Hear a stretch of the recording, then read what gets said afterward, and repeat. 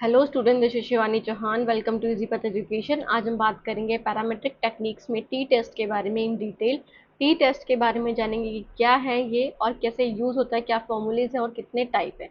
इन सब के बारे में जानेंगे। ये आपके यूजीसी नेट पेपर 2 एजुकेशन के unit 6 that is research in education का काफ़ी इंपॉर्टेंट टॉपिक है। इससे रिलेटेड क्वेश्चंस भी आ जाते हैं स्टेटमेंट फॉर्म में, क्या आप बोल सकते हो आपके न्यूमेरिकल फॉर्म में। ठीक है, सो स्टार्ट करते हैं। सबसे पहले बात करेंगे पैरामेट्रिक टेक्निक्स की। अगर आपने मेरी वीडियो नहीं देखी है पैरामेट्रिक और नॉन पैरामेट्रिक टेक्निक्स के ऊपर तो आप देख सकते हैं, बाकी मैं यहाँ पे आपको समझा देती हूँ।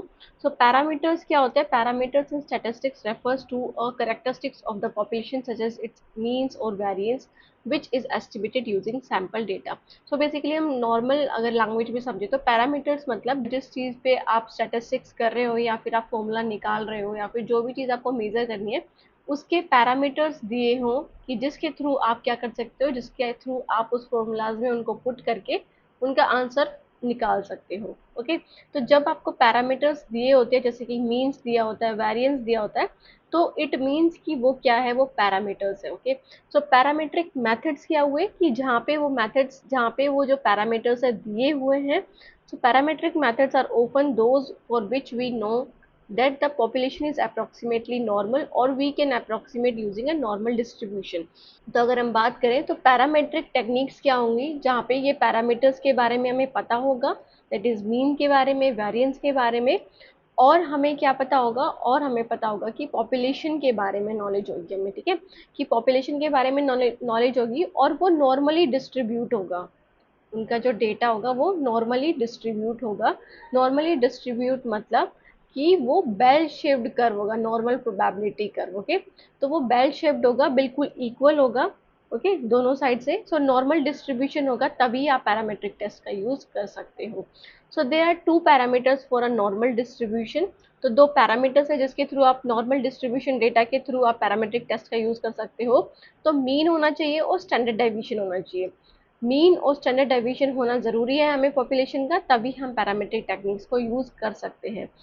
सो टी टेस्ट क्या है? So T test is given by, developed by William Sealy Gosset, जिसका हम नाम सुनते हैं, that is T T test का अगर आपसे पूछना चाहिए किसने डेवलप किया था तो विलियम सील गोजे ने किया था 1908 में, ब्रिटिश स्टैटिस्टिशियन से। ठीक है, तो in his paper that is in 1908 the probable error of mean, the probable error of mean के पेपर में इन्होंने जो अपना रिसर्च वर्क किया था उसमें इन्होंने इंट्रोड्यूस किया था एक concept of T distribution and the T test, जिसको हम बोलते हैं।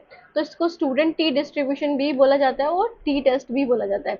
अभी इसको स्टूडेंट क्यों बोला जाता हुआ है कि जिस पेपर में इन्होंने दैट इज डेवलप किया था, जिस पेपर में इंट्रोड्यूस किया था इस कॉन्सेप्ट को, वहाँ पे स्टूडेंट ही अपना क्या कर सकते हैं, स्टूडेंट ही अपना पेपर वर्क कर सकते हैं, मतलब अपनी जो रिसर्च जो उन्होंने करी है, जो उन्होंने कुछ नए कॉन्सेप्ट डेवलप किए हैं वो उसमें मेंशन कर सकते हैं। ओके, साइट कर सकते हैं। बट अगर आप बात करो कि विलियम सिलगोजे क्या थे, स्टूडेंट नहीं थे, ये ब्रिटिश स्टैटिस्टिशियन थे। तो इन्होंने एज अ स्टूडेंट, मतलब उसको थोड़ा स्टूडेंट बना के, तो इसलिए उसका नाम स्टूडेंट्स टी डिस्ट्रीब्यूशन रखा गया है ना, इसलिए हम उसे स्टूडेंट्स टी डिस्ट्रीब्यूशन बोलते हैं। So T test is statistical hypothesis test use to determine whether there is significant difference between means of two group। तो बेसिकली टी टेस्ट क्यों यूज होता है? जब आपको ये जानना हो कि दो ग्रुप्स में, एक ग्रुप और दो ग्रुप में क्या उनके सिग्निफिकेंट डिफरेंस के बारे में आपको जानना हो। ओके, क्या जानना हो आपको? सिग्निफिकेंट डिफरेंस के बारे में आपको जानना हो तो आप क्या यूज़ करोगे? आप करोगे टी टेस्ट का यूज़। टी टेस्ट की कुछ असम्पशंस भी हैं, तो हम पहले यहाँ पे लिखी हुई है। So it is specially useful when sample size are small. और स्मॉल का मतलब कितना स्मॉल कि एन होना चाहिए, सॉरी 30, या 30 से 30 होना चाहिए, 30 से कम होना चाहिए। ओके, तो n मतलब पॉपुलेशन साइज कितना होना चाहिए, n इज इक्वल टू 30 या फिर लेस देन 30। और population standard deviation is unknown, और जिसका स्टैंडर्ड डेविएशन, पॉपुलेशन का स्टैंडर्ड डेविएशन नहीं पता होगा तब आप टी टेस्ट का यूज करते हो। तो there are different types of T test. तो one sample t test, independent two sample t test and the paired that is dependent t test। Sorry. Okay, बात करते हैं सबसे पहले बात करते हैं वन सैंपल टी टेस्ट की। तो वन सैंपल टी टेस्ट क्या होता है? Compare the sample mean to a known or hypothesize population mean. की क्या करता है ये? सिर्फ सैंपल मीन, जो एक आपके पास मीन है किसी भी पॉपुलेशन का, जैसे आपको पता है कि डिफरेंट मार्क्स, या फिर आप बोल सकते हो average marks scored by class 10th, ठीक है। आपके पास इसका डेटा है, आपके पास इसका मीन है, तो आप वन सैंपल टी टेस्ट निकाल सकते हो। तो कंपेयर करता है sample mean to a known or hypothesized population mean की, जो आपने सोचा होगा पहले उससे इसे कंपेयर करता है। ओके, सो जैसे एग्जांपल क्या है? Is the average height of a sample of student different from the national average. कि ये आपकी जो नेशनल एवरेज जो हाइट है बच्चों की, क्या वो आपने जो सैंपल किया है, आपने जो अभी आपने रिसर्च की है अपनी हाइट के ऊपर, क्या उससे कितना डिफरेंट है? ओके, तो उसके सिग्निफिकेंट डिफरेंस को मापने के लिए आप वन सैंपल टी टेस्ट का यूज करते हो। कि जो आपने निकाला average score bye class 10th, तो आप उसको अपने स्कूल को कंपेयर करोगे अपने रीजन के अकॉर्डिंग। ओके, जब आप अपने रीजन के अकॉर्डिंग करोगे अपने सैंपल्स को, तब आप यूज करोगे वन सैंपल टी टेस्ट। तो इसका फॉर्मूला है T is equal to X bar minus mu और upon S N square root, ठीक है। सो एक्स बार क्या है? इसमें सैंपल मीन है, जो आपके सैंपल का मीन आया होगा। म्यू क्या है? पॉपुलेशन मीन है, जो पॉपुलेशन का मीन है। एस क्या है? Standard deviation, sample standard deviation है। और एन क्या है? सैंपल साइज है। फिर हम आते हैं नेक्स्ट पे, that is a type second independent two sample test T test. Okay, तो two sample T test independent में क्या है कि आप दो इंडिपेंडेंट ग्रुप को कंपेयर करते हो, उनका मीन को कंपेयर करते हो। फॉर एग्जांपल आपके क्लास में दो सेक्शन है, या फिर आप दो क्लासेस को कंपैरिजन कर रहे हो, या फिर आप दो स्कूल के डेटा को कंपेयर कर रहे हो उनके क्लास 10th के, ठीक है। कि एक का मीन कंपेयर करो दूसरे के मीन से, एक स्कूल के मीन को कंपेयर करो दूसरे स्कूल के मीन से। ओके, तो ये क्या हो गया? ये हो गया independent two sample T test. जैसे कि do man and women differ in test score, कि मैन या वीमेन में आप कंपैरिजन कर रहे हो उनके मीन को। ओके, कि मैन का टेस्ट स्कोर अलग होगा और दैट इज वीमेन का अलग होगा, कि वो आप जानना चाहते हो, तो आप independent two sample T test का यूज करोगे। तो इसका फॉर्मूला क्या है independent two sample T test का? T is equal to X bar one, that is एक फर्स्ट मीन, सेकेंड मीन, ठीक है, दूसरा मीन, और फिर एस स्क्वायर पी क्या है यहाँ पे? एन वन माइनस वन, ठीक है, S two plus N minus two N two minus one. Okay, तो ये क्या है? पूल्ड वेरिएंस है, कि इनका दोनों डेटा का एक ही वेरिएंस इन्होंने निकाल दिया यहाँ पे, तो ये पूल्ड वेरिएंस है। और फिर one upon N one plus one upon N two. So ये इसका क्या है? फॉर्मूला है, आपको ये याद करके जरूर जाना है, आपसे पूछ लिया जा सकता है कि क्या फॉर्मूला होगा independent two sample T test का।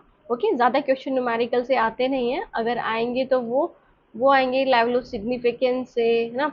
तो इन सब से क्वेश्चन आ जाते हैं, बट अगर आप टू सैंपल टी टेस्ट की बात करेंगे फॉर्मूले से, तो इतना बड़ा हेल्दी, दैट इज हेल्दी बोल रही हूँ, सॉरी, इतना ज़्यादा ऐसा क्वेश्चन नहीं पूछा जाता है। ओके, सो स्टार्ट करते हैं, उसके बाद बात करेंगे पेयर डिपेंडेंट टी टेस्ट को। पेयर्ड या फिर डिपेंडेंट टी टेस्ट, तो इसमें क्या करते हो आप? Compare means from the same group at different times before and after test. कि आप क्या करते हो? फॉर एग्जाम्पल आपको कॉम्प्लेन बच्चे पीते हैं, ओके, उसकी स्टडी करनी है आपको, तो आप क्या करोगे? जो कॉम्प्लेन आप एक ग्रुप को कॉम्प्लेन दोगे, या फिर उसी ग्रुप को पहले कॉम्प्लेन नहीं दोगे, फिर उनका देखोगे मीन कि क्या मीन आया है, उसके बाद उनको कॉम्प्लेन देके फिर उनका रिजल्ट देखोगे। या फिर आप बोल सकते हो कि बिना टीचिंग कराए एक बार आप उनके ग्रुप का मीन देखोगे, और फिर टीचिंग कराने के बाद क्या इफेक्ट पड़ा है, या फिर एक बार लेक्चर मेथड से पढ़ाओगे, दूसरी बार आप क्या करोगे? दूसरी बार आप थोड़े अच्छे इंटरैक्टिव मेथड से पढ़ाओगे बच्चों को, एआई के थ्रू या फिर मॉडल 3D मॉडल दिखा के, तो उसका क्या इफेक्ट पड़ा है। तो आप क्या यूज करोगे? पेयर डिपेंडेंट टी टेस्ट को। जैसे एग्जाम्पल क्या है? डी एक जस्ट एग्जाम्पल क्या है इसका? Did a training program improve performance, की अगर आपको ट्रेनिंग प्रोग्राम के परफॉर्मेंस को जानना है कि उसने परफॉर्मेंस को इम्प्रूव करा है, तो पहले आप क्या करोगे? पहले ट्रेनिंग नहीं दोगे, पहले नॉर्मल आप देखोगे मीन, उसके बाद आप देखोगे ट्रेनिंग के बाद का क्या परफॉर्मेंस रही है, सो उसको आप कंपेयर करोगे, तो आप पेयर डिपेंडेंट टी टेस्ट का यूज करोगे। तो इसका जो फॉर्मूला है वो क्या है? T is equal two means of differences, ठीक है। मीन ऑफ डिफरेंसेस आप देखोगे कि दोनों के मीन का डिफरेंस यहाँ पे S D that is standard deviation of the differences upon में n का स्क्वायर रूट। ओके, सो ये क्या हो गया, ये हो गया that is pair dependent T test का। ठीक है, सो स्टूडेंट ये थी बहुत ही छोटी सी वीडियो और बहुत ही इजी सा टॉपिक। कोई भी डाउट रह गया हो तो आप पूछ सकते हैं कमेंट सेक्शन में। बाकी प्रोबेबिलिटी आपके जो दैट इज पैरामेट्रिक टेक्निक्स है उसकी और भी वीडियोस आपके पास आएंगी, है ना। सो आप पढ़ते रहिएगा और यूजीसी नेट की प्रिपरेशन करते रहिएगा, क्योंकि पेपर आने ही वाला है। तो आप अगर पहले से स्टार्ट करोगे तभी आप आगे तक पहुंच पाओगे। So thank you so much for watching the video. Don't forget to subscribe, like and share the channel for those who are preparing for the UGC NET paper 2 education. So thank you. Have a nice day. मिलते हैं next video में, तब तक के लिए take care. Bye.